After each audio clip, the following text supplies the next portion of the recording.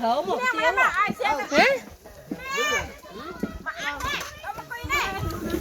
Đấy, ăn ngay mưa. Ôi, muốn không thấy rồi. Cho nhầm ăn. Phải cho mấy. Nè, này nè. Mất chưa? Ăn thôi. Tụi nó phải con phải không? Anh ở đây dùng xe gió đó. Bây giờ. Ăn giờ đang cái tiền.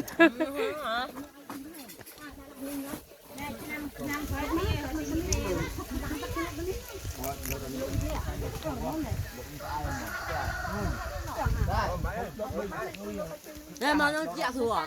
Anh không chết à? Không chưa. Dớ nó mau rồi, dớ con ba mau rồi.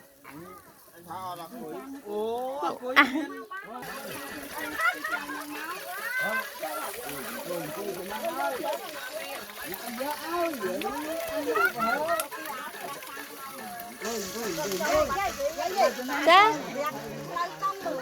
Con nè. Con.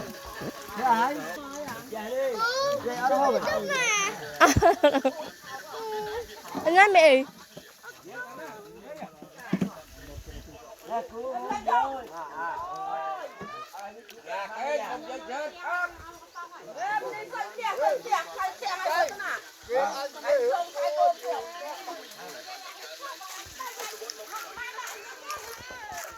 Hả?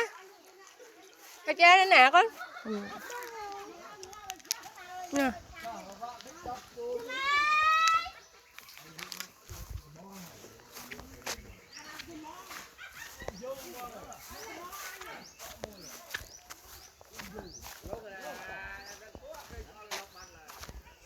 Nóจะกาโปดกามาเร่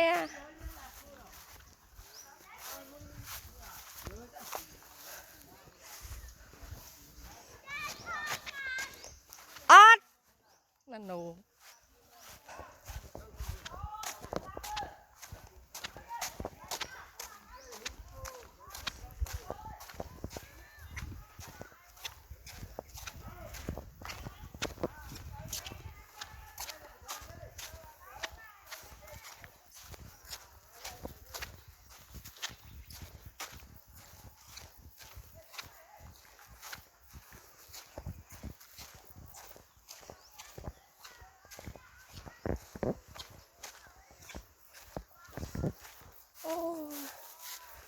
น่าสะrất là lá chứ là